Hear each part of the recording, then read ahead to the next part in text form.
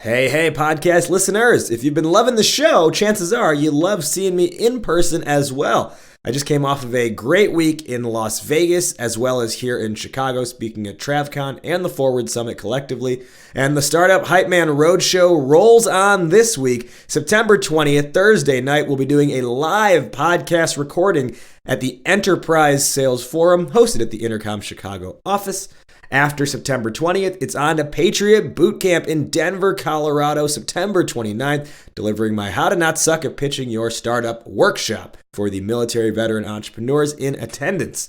After that, October 15th is the 2112 Incubator right here in Chicago, Illinois. Again, delivering How to Not Suck at Pitching Your Startup. And then that same workshop, which is fun, fantastic, and awesome if you have not been to it yet, and super informative. I'll be doing How to Not Suck once more, October 17th in Ann Arbor, Michigan, up at the Spark Incubator in Ann Arbor. Very excited for these upcoming dates. I hope to see you at one of them, starting with this week, September 20th, the Enterprise Sales Forum. It'll be a live podcast recording. I'll be alongside sales guru Jeff Badgerick. We'll be talking about different ways to pitch and sell and doing a little fireside chat conversation as part of it as well. You can learn more and grab more information and tickets and links to all of these dates at startuphypeman.com/speaking. startuphypeman.com/speaking.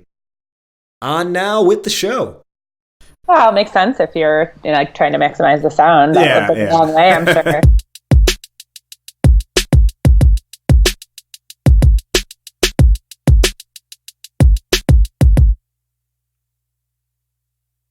Welcome everybody to Startup Hype Man's Discover Your Inner Awesome podcast. My name is Rajiv Nathan, aka The Raj Nation. I am your show's host and the founder and creative force behind Startup Hype Man, helping startups everywhere build their hype by creating a message that sings. This is Discover Your Inner Awesome, the only show where you get to eavesdrop on conversations with entrepreneurs, artists, and musicians about the stories, the journeys, the struggles, but most importantly, the questions. The questions that help creative thinkers like you and I better understand who we are, what we're doing, and how we can do it better. It's about the mindset, processes, and strategies to help you build a badass company. Now, before we dive into today's conversation, I would like to extend an invitation to join our tribe at startuphypeman.com. Enter your email address there, and you will never miss another episode of this show, getting an email in your inbox every single week when we drop new episodes on Mondays. You'll also get my weekly thoughts, strategies, and ideas on how to build up your hype and create a raving fan base. All right, let's dive in now to this week's conversation of Discover Your Inner Awesome. Welcome everybody to Discover Your Inner Awesome. Today on the show we have Sarah Doherty. Sarah is the co-founder and chief technology officer of TeleHealth Robotics. Sarah, welcome to the show. Thanks so much for having me. I'm excited to talk to you. Our topic today is how do you convince others of your vision?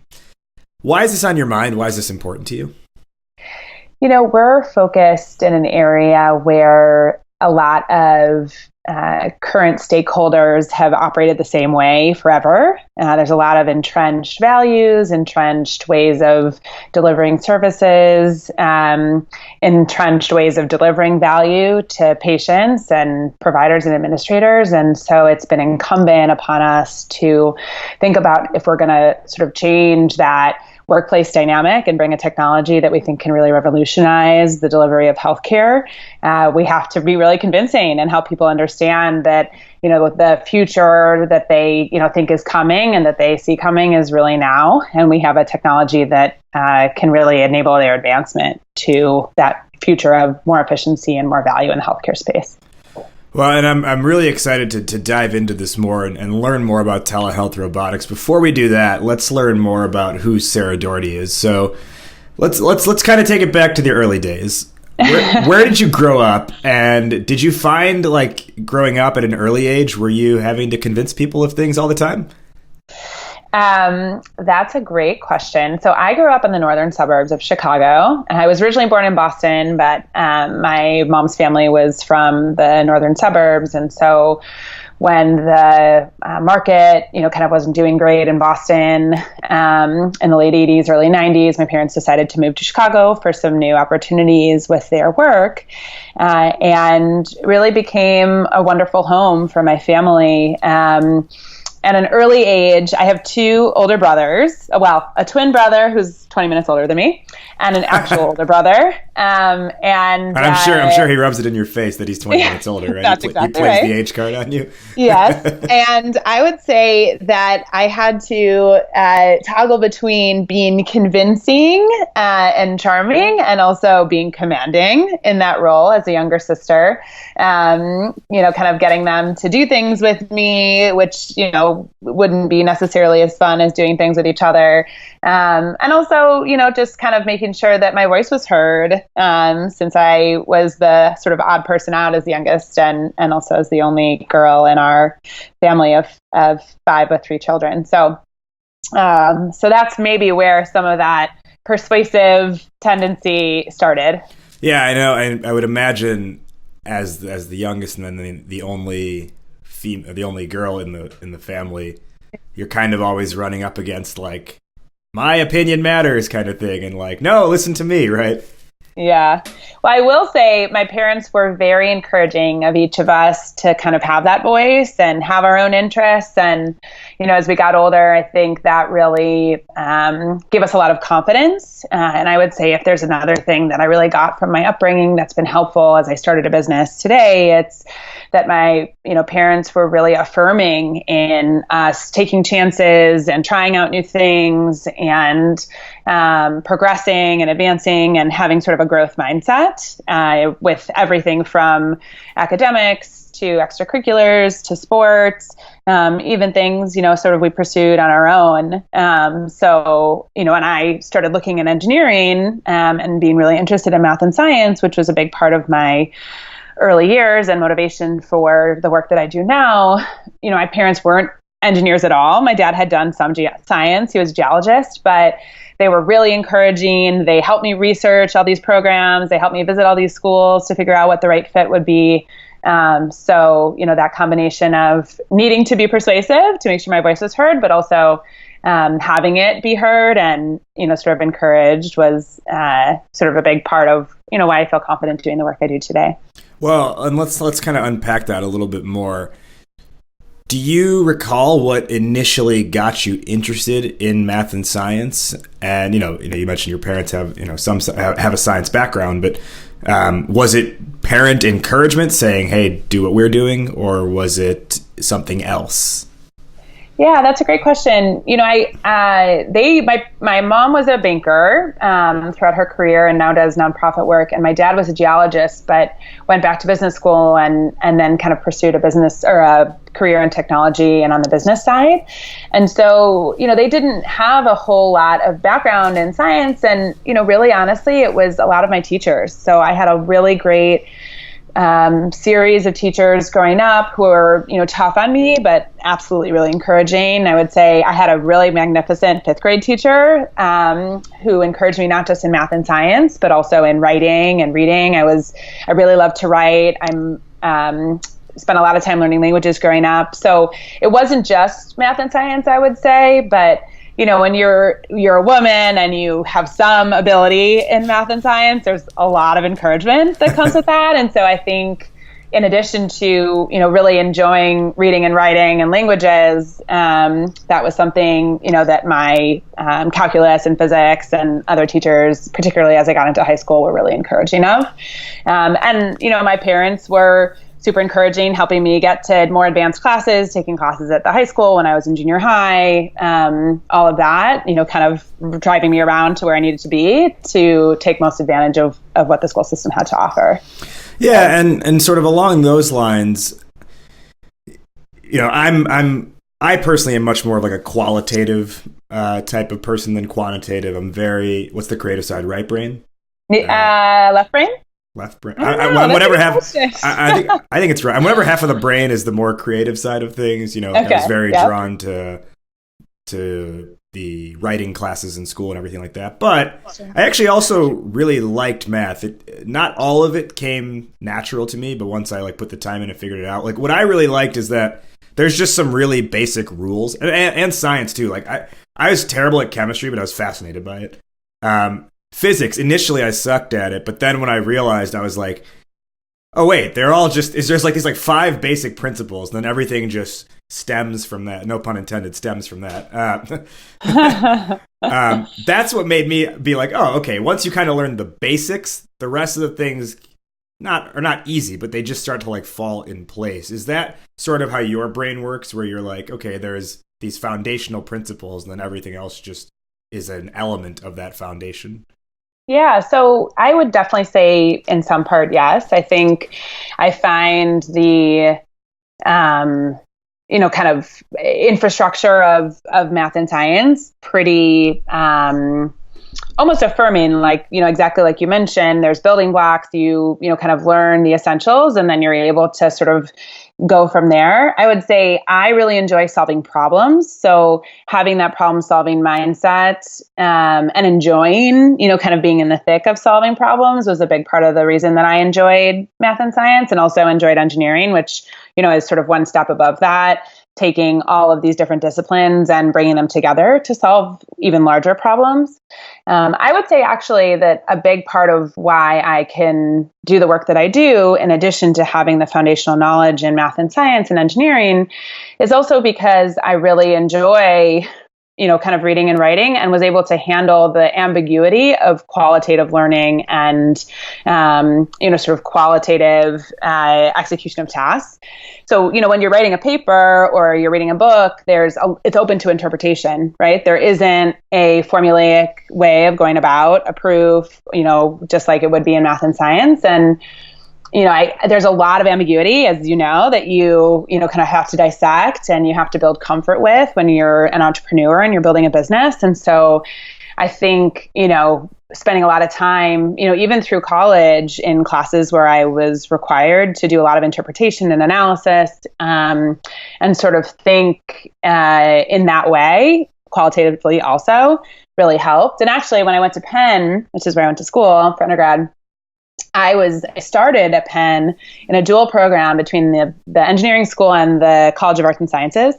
And I thought that I was going to do like a major in international relations and biomedical engineering. And then I got to school and I realized that it would be very difficult to do that and study abroad and row crew and do all the other things that I wanted to do, but that I could satisfy my thirst for writing and reading and international study through a couple of classes. And the nice thing about Penn is that it's really interdisciplinary oriented. So I studied abroad in Switzerland, spent some time learning language and kind of doing reading and writing, and also doing engineering there because they have a really great engineering school.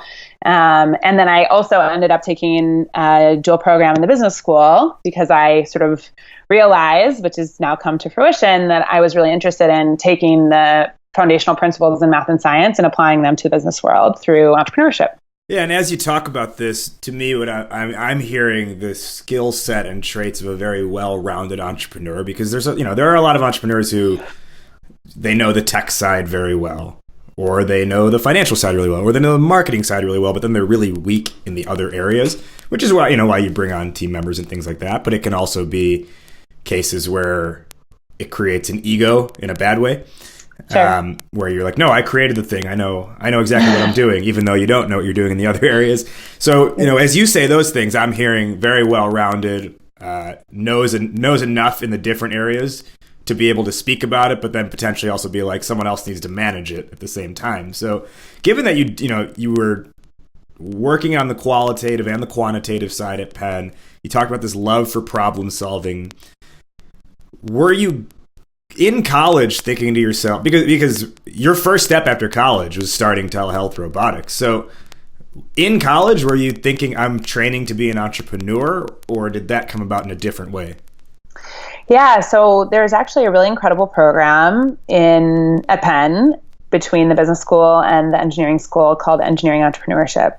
And it's an accelerated series of courses in things like finance and accounting and marketing, learning to be persuasive, and as an engineer, like you mentioned, which, for a lot of engineers, they're just not interested in, convincing people why their technology works or why it's important. They just know it does, and they're ready to bring it to market. So it was a really incredible program that I'm still in touch with the professors who taught it. They've been incredible mentors and, sort of helpful providers of advice over the course of the time we built our business. But I started that program when I was a sophomore at Penn, and they are really, in that scenario, rigorously training you to be able to bring products to market. It might not end in you starting your own business. You might be an entrepreneur, or, you might be a product developer, but it's not just about sitting in the engineering school and learning how to, think about technology and have the foundational principles. It's about, bringing those technologies to market. So we did a series of courses where we had to build businesses in 4 months. And it was the most work I've ever had, beyond the 6-hour labs and the, chemistry and physics and all that. These were some of the most difficult courses I had to take because they required a lot of team time and a lot of effort, as which it is to build a business. And you're also, taking all these other classes. So I would say yes. The interesting thing about going through that program was there weren't a lot of other biomedical engineers who were doing that, largely because, I think there are not a lot of biomedical engineers who then go and start their own medical device company. And I had a lot of back and forth with my professor, who I admire and respect, about the difficulties of doing this kind of business. And, as I was thinking about going through this program and looking at job opportunities and really hoping someday that I'd be in a position to start the kind of company that we've started, he was also trying to give me some helpful critique and feedback about, the difficulties that requires. But they did a really great job, in addition to our coursework, of bringing in guest speakers. So people like, FDA regulators and medical device experts, in particular disciplines that we were interested in, to help us get a better sense and a less idealistic sense about what it might take. So, I would say, in short, to answer your question, I hoped that at some time post-college, I'd be in a position to start a business like this. It wasn't clear to me that it was going to happen right away. And we can talk a little bit more about that if that's of interest. Yeah. So, you did dive into it right away. And, we're going to start now to get into more of like the weeds of the topic, which is around convincing others of your vision. Before we do that, I'm curious to know, because when I hear someone coming straight out of college starting a business, I know any entrepreneur who's listening to this is always curious too. Most people are thinking, I need to make money right out of college, which is why most people don't start a business right out of college. So, what were you doing for income? Or did you get a grant for to run this, and you were able to take some of that as salary? How were you surviving as a person? Yeah. So that's a great question. So when I graduated from college, I had that same perspective. I actually had a consulting job lined up in New York City and was going to start there in the fall. It was a company I had done an internship with, the summer between my junior and senior years. And I'm sure no one thought you were crazy for turning that down. Yeah. Well, there was a little bit of a story there. So, like you mentioned, I had internships, every summer that paid me pretty well. And then I had this consulting internship and I really enjoyed it. And I had gotten to that place largely because I felt like it was one of the jobs that combined this growing interest I had between business and technology. I had done jobs where I was in a research lab. I had shadowed physicians. I'd done academic research. I worked for L'Oreal and did product research and development in their engineering space. And then I got to this consulting job, and it was healthcare strategy and management consulting. And I had an opportunity to work directly with pharmaceutical companies that were developing biotech products and help them think about what their pipeline should look like, how they should develop, and then how they should market. And it felt like the best combination to me of all of the interest areas I was developing, short of, as I mentioned to you, starting an actual business myself. Over the course of the summer before I was supposed to start that job, I had a fair amount of time off, and I, came back to Chicago because I'd spent most of my time while I was in college in the Delaware Valley in New York City, doing internships and kind of studying abroad, et cetera. And I was kind of rebuilding my network and started talking with my current business partner about this idea of thinking about what we saw was a really exciting convergence between low-cost robotic systems, highly capable sensing systems, people's interest in and ease in using telepresence, with like Skype type technology. And then this growing concern with the Affordable Care Act that there would not be enough physicians to provide care for the growing number of individuals who'd be insured and then, kind of be more oriented towards getting care for a variety of ailments. And so we started talking about this concept, and I had, my start date was delayed for my consulting offer. It was 2010, and they were just starting to kind of come out of the recession. And so I had an opportunity to kind of take a little bit more time and build this business idea and a business plan.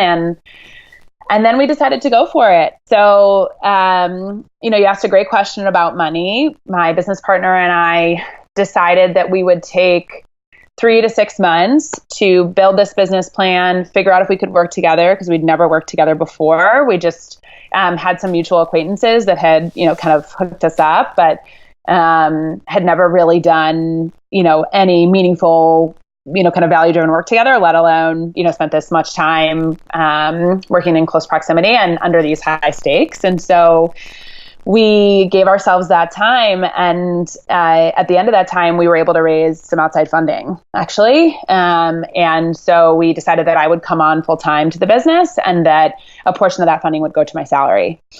Excuse me. And so that was what enabled me to go for this and do this within that first year after graduating, largely, because I was going to be able to support myself and, be an independent person after college. But, you're right. It's a really difficult decision to make. And I talk to people about this all the time. I do a lot of mentoring of college students, graduate students, professionals who are thinking about starting a business or joining a business. And, we were in a particularly helpful position as a hardware startup because there wasn't any way we could get going unless we raised money. And so when you're in that position, you can bake in some other costs that are reasonable for developing out product, especially because I had a background that would allow us to develop some of our core value into the business. But, if you are developing a product that has a shorter time to revenue or, doesn't have a hardware component, it can be really difficult. And, you mentioned grants. That's also something we've made a lot of use of over the time that we've built our business and built a lot of value without giving away a lot of equity.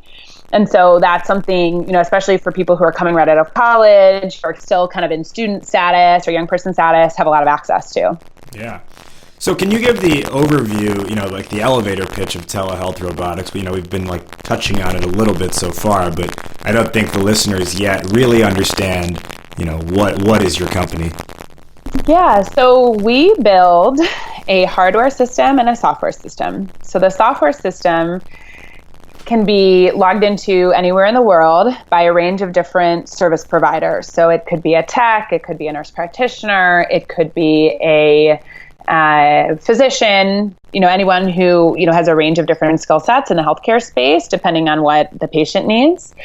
And when they log into our software, they are provided with an interface that includes telepresence, so a Skype type technology for chat, to be able to connect with the remote patient in real time.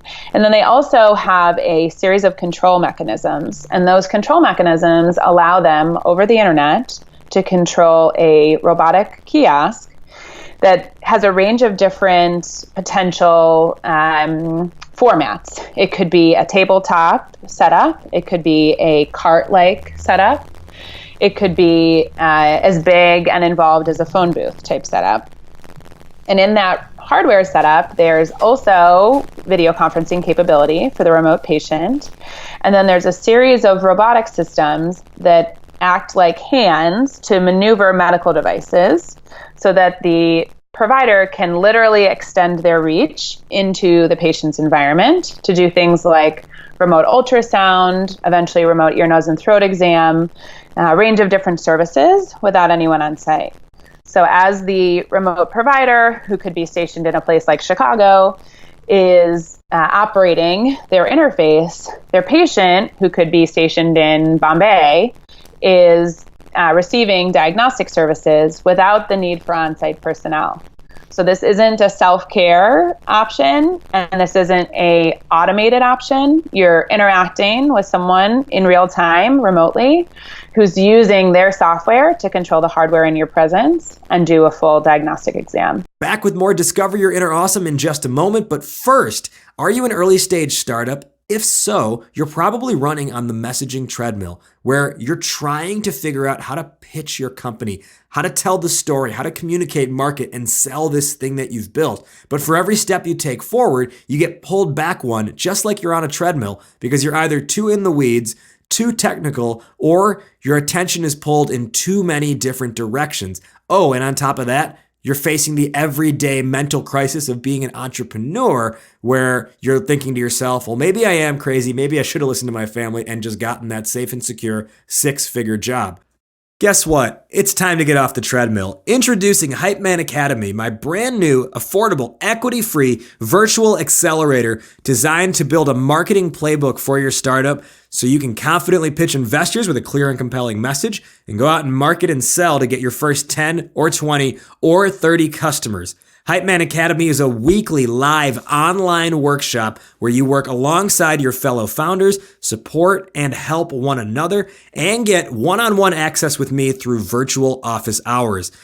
For information on joining the next cohort, visit startuphypeman.com/hypeman-academy. That's startuphypeman.com/hypeman-academy. Fill out an application and let's discuss. Back now to our regularly scheduled programming.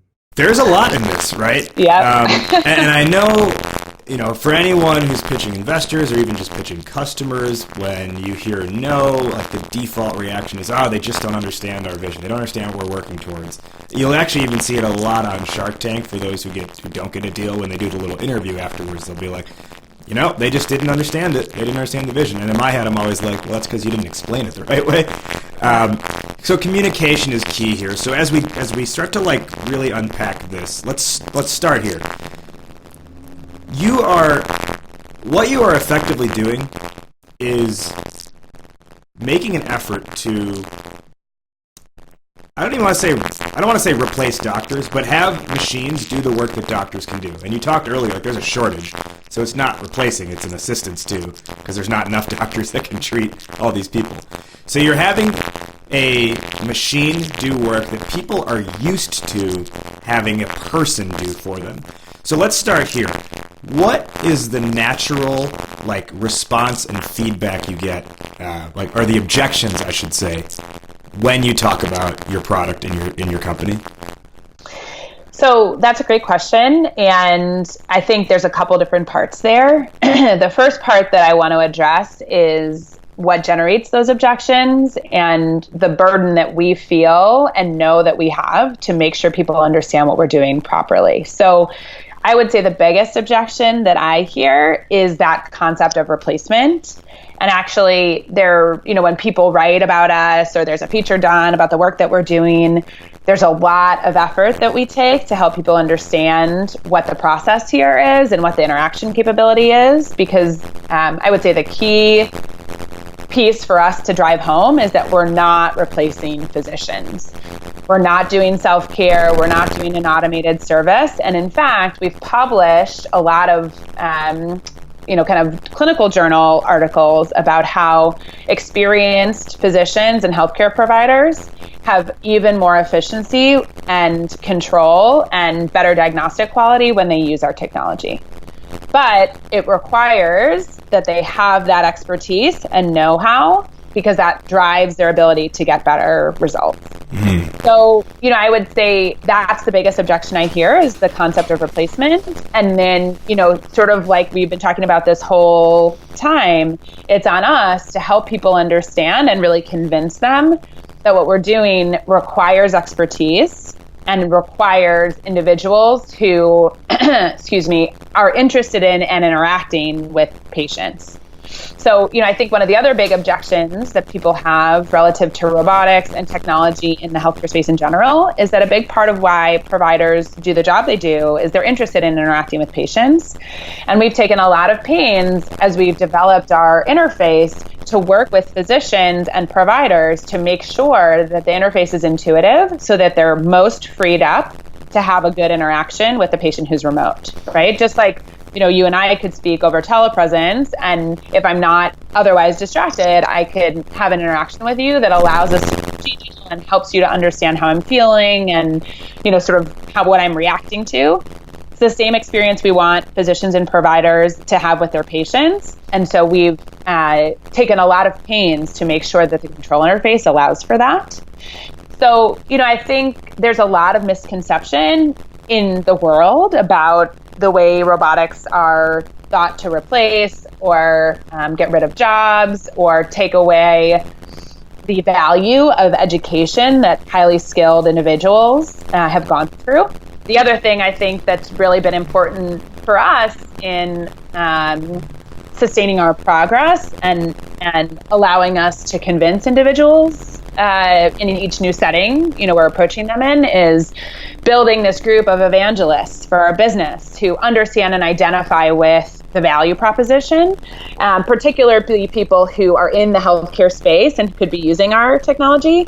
Because, it's one thing to hear it from us and hear, like the dollar sign cha-chinging, when you're trying to help someone understand what you're trying to do. And it's another to hear from someone who has that ethos, right? Who operates in this space, who's used the technology, or before we developed it, short of using the technology, who understands how it could be integrated, to make them more efficient.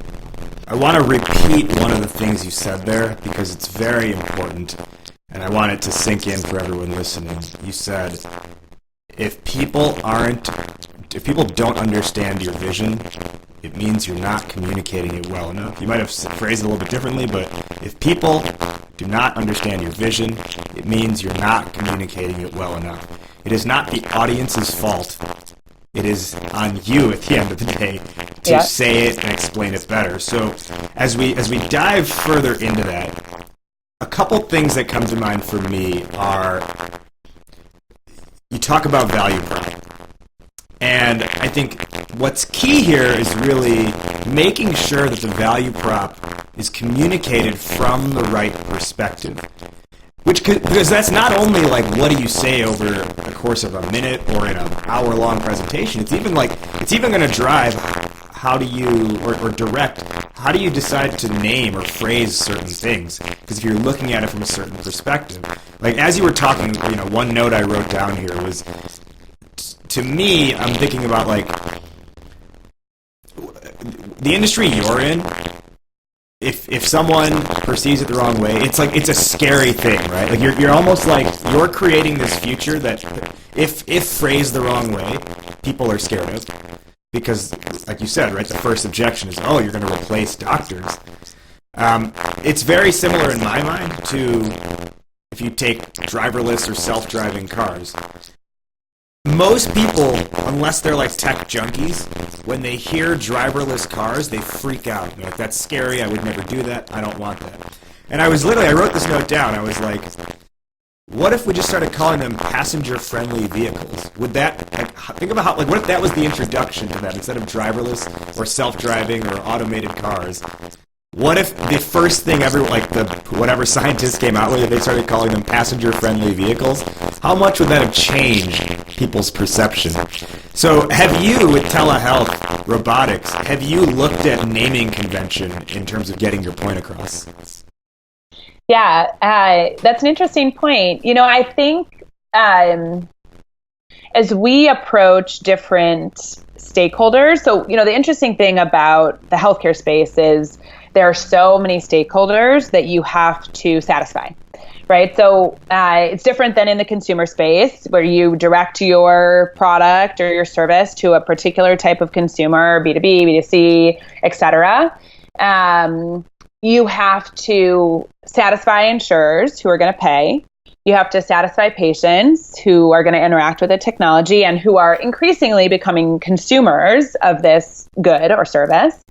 You have to satisfy providers, because otherwise they're not going to use this mechanism to, provide their service, and it's going to sit, kind of dormant. And then you also have to convince administrators who are going to be in charge of your sales cycle, right? And either purchasing or leasing the device.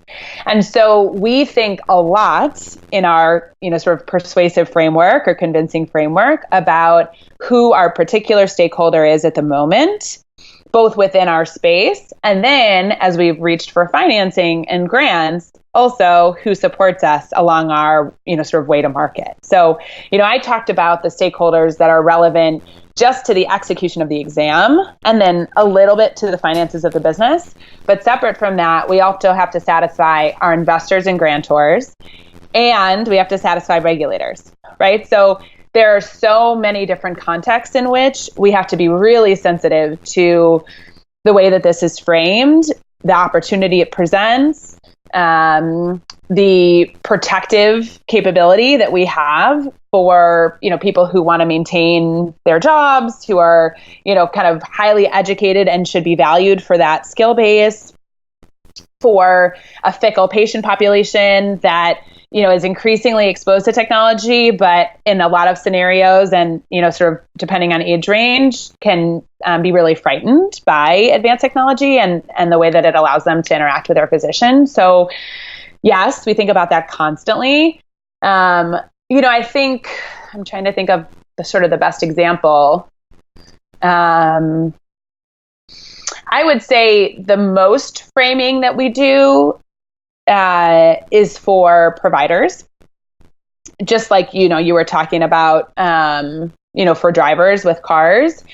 And the best way we can describe it is to help them better use their bandwidth. So I would say the best analogy between what we're doing in a driverless car is if instead of the car being driverless, there were drivers stationed in a virtual call center environment, and they were the ones driving the cars.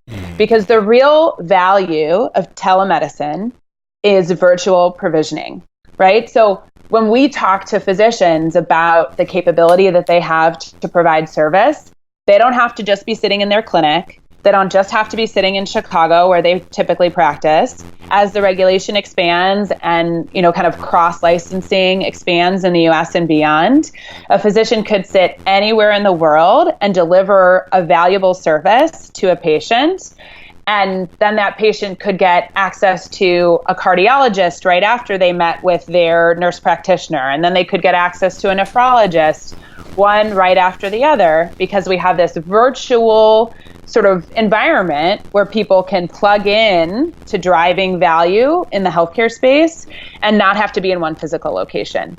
So one of the biggest issues that patients, providers, insurers, administrators, all the stakeholders that I mentioned face in the healthcare space is connecting the right patient with the right provider at the right time for the right service. And even though we focus a lot on convincing language for each of those stakeholders individually, that's the sort of resounding message that we take to all of them to sort of drive home what the value of this is. Yeah, and again, it's really all about, and the idea of communicating your vision is ultimately, in whatever scenario it is, whether it's getting, in your case, whoever your stakeholders are, whether it's the investors or the providers or the insurance companies or the doctors, right? They all have their own unique message that they need told to them. But ultimately, what you're trying to do in each of these scenarios, what any company is trying to do, is say, we have a vision for the future, and here's why we need to believe our vision, or our future is the real future that's going to happen. Yeah. And one of the things you said that I think really helps with that is by talking about, okay, who else already agrees with us, right? Like, who's on board with us, because that creates credibility. Another thing that I think about a lot, and it's something when I work with companies, it's part of what I'll put into the process is, and I'll tell you, I learned this from of all places, Hamilton, the musical. I love it.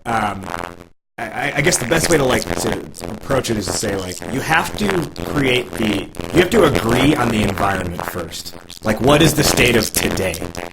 So you have to get people to agree on that before you can take them to the future. Because a lot of people love to go into sales meetings or whatever these meetings are and just go right into, hey, we're awesome, we're great, look at all these great things we can do to help you. And that's how you scare people. I would say the best way we have to describe it is, often when we come to people, especially when we first started the business, and say, we're interested in starting this, we think there's an opportunity here, people would, conjure up visions of George and the Jetsons, right? And what we'd have to help them understand is that the future is now, right? This technology exists. We can bring it together in creative ways and build some new technology on top of it that will allow us to take it even a little bit further. But the seeds of opportunity are there. And if we don't jump on them, absolutely this is going to be done. And, I think there's a lot, in particular in medicine, but certainly in a lot of fields, energy, finance, where people are, kind of waiting for saturation of the market with a, kind of technological solution before they really adopt it. I mean, we've seen that with medical records that are still not in all hospitals around the country and around the world. So, I think to your point, it was incumbent on us to help, and it still is. I mean, I spent a lot of time, kind of helping or trying to change the narrative around robotics and AI and machine learning and the opportunity it presents to advance our business, but also because I really believe in it across many different industries, to help people understand that there's so much opportunity those technologies bring, that we're not going to jump from where we are to robots running the world. There's so much augmentative capacity they have, and we're very far, if ever, from,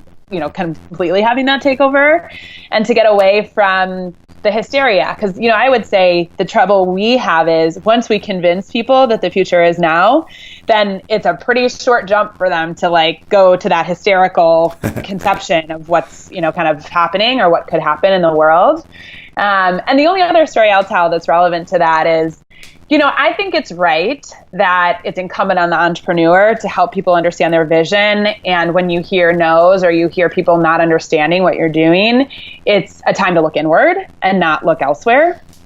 But I will say we had an early meeting with an investor about our business. And at the end of the meeting, he was basically like, robots and ultrasound and remote medicine, it's like pickles and peanut butter. It'll never go together. This isn't the right combination. And there will be some people who don't understand the industry well or don't understand what you're trying to do as much as you've honed your vision. So, I think the other thing that's important to remember, especially if you're bringing a technology like ours that takes a lot of convincing and is really trying to revolutionize a space, to get a lot of opinions, right? Because it's easy to hear those first couple no's and feel like you don't have something.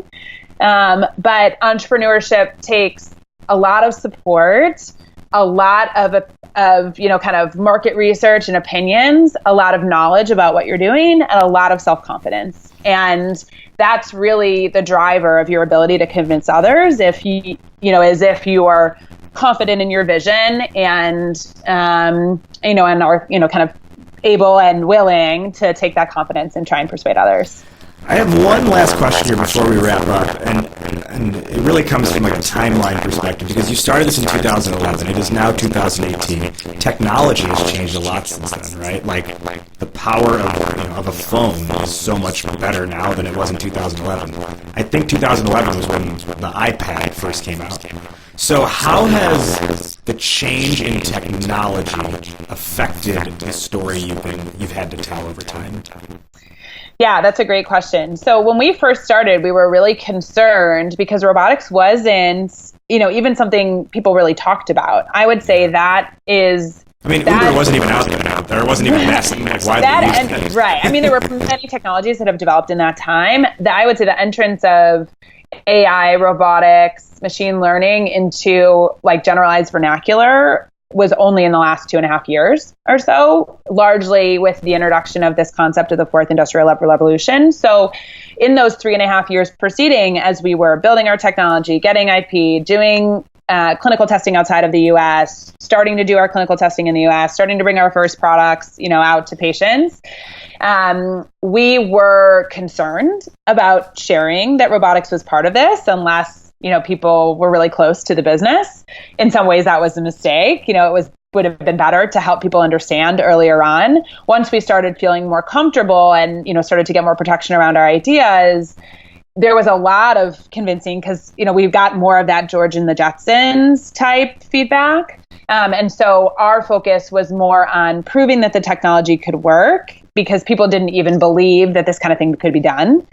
And then as we proved the technology could work, that sort of aligned, and we protected it, that aligned with this change in the way people were starting to think about and sort of the entrance of generalized understanding of, or at least some interaction with the term of robotics, even if you didn't really understand what that meant or it wasn't really affecting your industry. And so we've actually really been able to take advantage of that to show that we'd been working in this space for a while. We'd built a technology that worked, using what we'd seen as an opportunity in this space.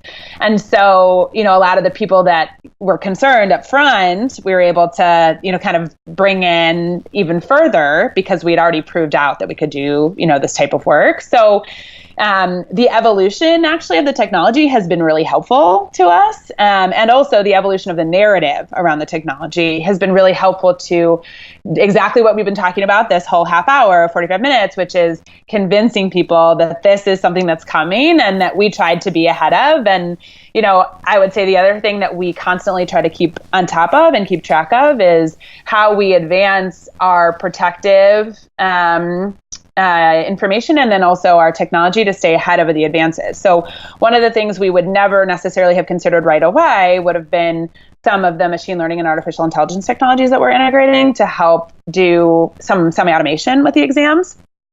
And both because we would have gotten a lot of pushback from people remote operating and also because the technologies weren't as advanced. Then we, those were kind of later additions, but they're things that were kind of integrating to help us keep pace as we develop the product. So this evolution is actually really exciting for us. Also, the evolution in the telemedicine space and people being more and more comfortable and excited about practicing that way is really exciting for us. So we, kind of hope to continually be a little bit ahead of that wave and then take advantage of it as it, sort of blossoms and our product proliferates. Before we wrap up, can you let our listeners know where they can learn more about telehealth robotics, learn more about you, and get in touch with you and your company? Yeah, so we actually are in the process of building a new website, which is why I hadn't shared that with you. So in lieu of that, my email address is probably a great way to get in touch with me, sdoherty@telehealth-now.com. You can also message me on LinkedIn. I'm on Twitter at telehealthrobot and at S10E6. We'll include all of that in the show notes as well, which you can grab from startupshypeman.com. Now, to close up, we will end the show. We end every episode, which is essentially with a little bit of a summary. So I'll give our topic question today was how do you convince others of your vision? I'll give my quick recap answer, and then I'll toss it to you, Sarah. So how do you convince others of your vision? Really what I pulled out of this that I really like is the idea of understanding where your stakeholders, first off, understanding there's a different story for every stakeholder, and then understanding where they are, meeting them where they are first before you try and take them to the future. Sarah, how do you convince others of your vision? I think that's a great approach, and then I would layer on top of it that it's always your responsibility. To identify what different story those stakeholders need to be told, to identify a unifying vision that allows them to align because they're absolutely, kind of all going to come together eventually, and to take the feedback that you get as an entrepreneur and maximize it. I will say that the biggest thing that's been helpful to us is trying to gather as many people in my corner who understand how to build businesses, who understand the healthcare space as I possibly could, especially starting a business, early in my career, and all that feedback and, kind of processing it was really incumbent upon and has been extremely valuable to me. That wrapped up our conversation. Did you, the listener, enjoy this episode? If so, the absolute best compliment you can give is a rating and review on iTunes. Ratings and reviews help more people find the show, therefore more people can discover their inner awesome. And if you want to extend that compliment further, while you're leaving that review, go ahead and subscribe to the show on whatever platform you listen, whether that's iTunes, Spotify, Google Play, or the various other networks in which you can find this show. For full show notes, references, and resources, as well as access to the over 100 episode archive, visit the podcast official site, www.discoveryourinnerawesome.com. And remember, for tips, strategies, and ideas on how to build up your company's hype with a message that sings, visit startuphypeman.com. Season 10's theme song is from Sir the Baptist. The song is called Dance with the Devil. It is off his album Saint or Sinner, which you can grab on Spotify, iTunes, Apple Music, and anywhere else digital music is distributed. That'll tie a bow on this one. Thank you again to this week's guest for joining us. I am Raj Nation. You have been listening to Startup Hype Man's Discover Your Inner Awesome podcast. We will see you next time, but in the meantime, take care and be awesome today. This a dance with the devil, girl. Tell me what you gonna do. This a dance with the devil, girl. And if you can't get it loose, then it's a dance with the devil.